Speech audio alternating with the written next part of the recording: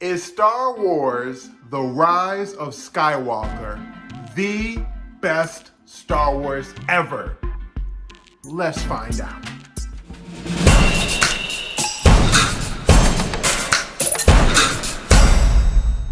What it do, it's your boy Big Ben. We back at it again with something new. You already know if something new just came out, then it's something new we gotta talk about.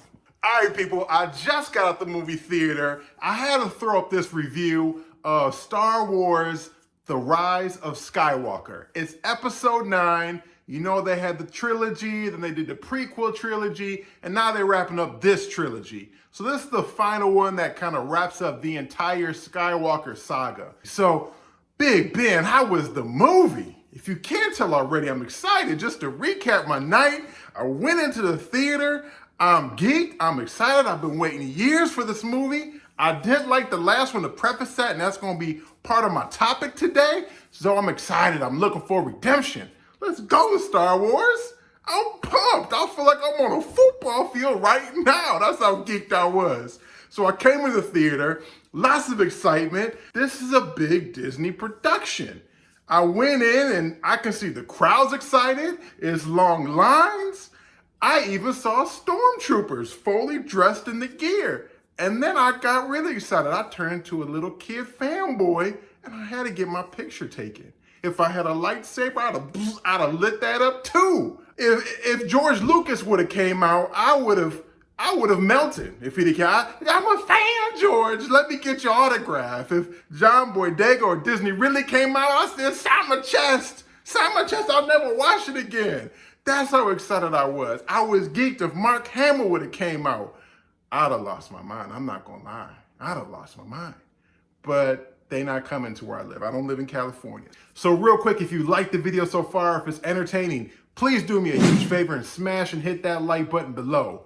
So anyways, I was geeked. I got my concessions. I even upgraded to the Star Wars official concessions. Went to my seat, I sat down, and I'm just anticipating what's about to go down. Anticipating.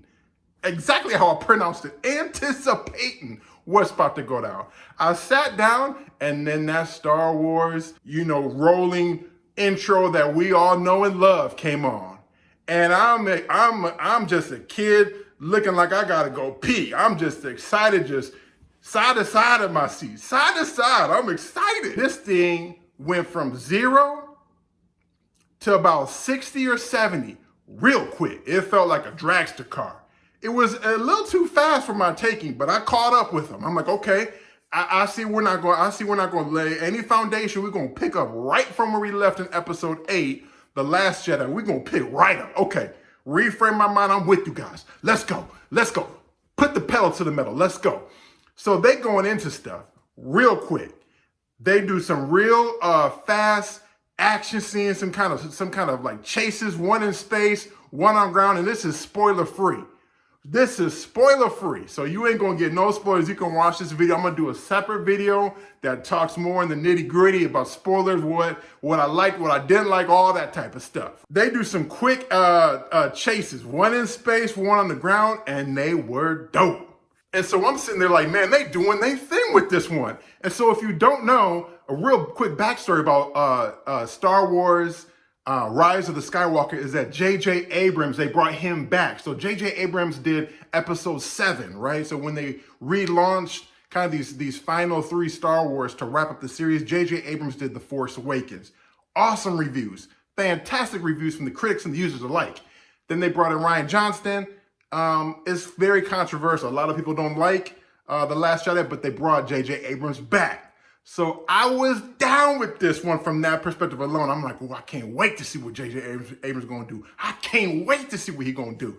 So he went in 100 miles an hour. And I know he got to tell a lot of stuff to wrap up this project to get it back on track. And so J.J. Abrams just dropping bombs. Boom, boom, big chase. Boom, big chase. Boom. Reminds you of kind of the speeder chases that they did in the earlier Star Wars. So it's action-packed right off the get-go. Then he goes a little bit into Kylo Ren and Rey's connection that they got in a very dope way. He expands on that a little bit in some cool ways and different aspects. I was eating that up. I'm like, okay, I'm with you, JJ. I like what you're doing right here. Then they add some additional context to Kylo Ren. They drop in the Knights of Ren and show a little bit of them. I'm like, okay, we was waiting for this on the last one. We got a little teaser on the Knights of Ren. I'm like, ooh, these boys look vicious. They ain't for no games out here. And I'm loving it. That's what I'm talking about. Bring some serious villains. Some villains who are about that life out there. Then they have Kylo Ren and Rey. And they doing some battling. Again, no spoilers. They doing some battling with elements of the Force, and so you really quickly get to gauge their different Force levels and how they've developed over the years. And so I'm like, okay, they doing some new things, and they pushing the boundaries on what you can do in the Force. So then they get into some lightsaber battles throughout the movie. And what I love about this Star Wars, The Rise of Skywalker, is the fact that they brought the saber back in lightsaber. If you don't know what I mean, they bring in some serious lightsaber fights. They dueling out here. They look like some French people with the fencing, and you seeing new moves and new strategies, and it's just a visual overload. I was like, oh my gosh, I was wincing and I was ducking in my seat and dodging and stuff. It was a nice little battle that they had going on, and it was a long battle. And throughout this, right, they added on layers and layers of the Kylo Ren and Rey, kind of relationship and the back and forth between them and what's really going on behind the scenes and the emotional aspects and the tension. And they just going after each other like cats and dogs, literally. You ever seen a dog with the window rolled up and he just barking at the window, he can't get to you, and you like, man, if this window came down, the type of power that this dog and the type of hatred that this dog has for me right now, that's how Kylo Ren was after Rey. He just coming after her just full speed ahead, and any angle he can get, any weaknesses. It's just an epic battle. And Kylo Ren is just laser focused. I mean, you can't shake this brother. It doesn't matter who you are in that Star Wars galaxy, he is laser focused on getting Rey. He is like a paper boy. Rain, sleet, or snow, I'm talking about a paper boy that just got his paper route and learned how to make some money, and he owns this thing personally. Rain, sleet, or snow, this boy is delivering this paper. You are going to get it on your doorstep in a nice fashion. That's how laser focused Kylo Ren is in this movie.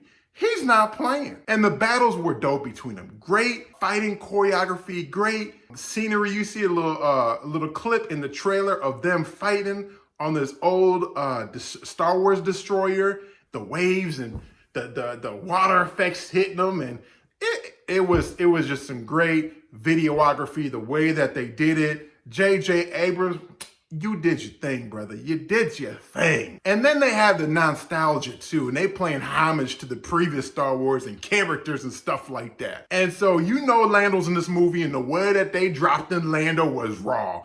People were clapping in the theater. Then, of course, they got C-3PO, R2-D2. They got the old droids. There's rumor of Palpatine, the way that they bring about him and talk about him. Dope. It's all mystical, and where this going? You hear music, oh, just has you on the edge of your seat, where you just, what's going on? What?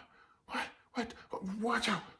All that. That's how you feel in the seat. You just paranoid and excited and nervous all at the same time. Just range of emotions. And so it's just going through the movie, and they just going forward, and all types of excitement is going on, and then you at that party, and then you kind of had a little too much to drink. You out shopping, and then and you got a full carton, and you realize that you got the boo-boo guts. The night's going on, you kind of realizing that you making some bad decisions. You on the plane, there's a little too much turbulence. You get a little nervous. And then the movie, it has some hiccups, y'all. So the problem is, y'all, this is my problem. Rian Johnson, the previous director, done jacked up the previous movie, y'all. I'm going to say it. People are not saying it, I'm going to say it. Episode 8, the last Star Wars movie, he messed up. It's very controversial. I'm one of the ones who ain't like it. I hated it. And I feel like J.J. Abrams had to do too much with this movie. I really feel like he had to do too much with the Star Wars franchise. It wasn't like it was any Star Wars. This is the Star Wars movie to wrap up the whole Star Wars saga. I gotta get off my chest. I feel better just saying all this. He had to do a lot, y'all. He had to do a lot. They gave this man a darn near a Mission Impossible type mission. And he's not Tom Cruise, he's J.J. Abrams. He couldn't do this mission. He couldn't. He did the best he could, but he couldn't fulfill this. Disney, y'all put J.J. Abrams in front of a firing squad. Y'all gave him a mission. Y'all gave him a grenade and pulled the pin and told him to throw the grenade and didn't tell him how many seconds he had to throw it. I don't even know if that makes sense. It confuses me what y'all type of assignment you guys gave him. I'm frustrated. I don't know what y'all want him to do. I don't know. But needless to say, there's some stuff I didn't like. Should have expounded on a lot of stuff. There's a lot of questions in the movie. The ending, I really didn't like the ending. I'm gonna give you guys the rating. I'm just gonna cut right to the chase. It has some great action scenes. It has some great fight scenes. It was great to see all the nostalgia and the homage that they did to the previous ones. You know, it's some good to see some twists, but y'all gave this man a hard mission.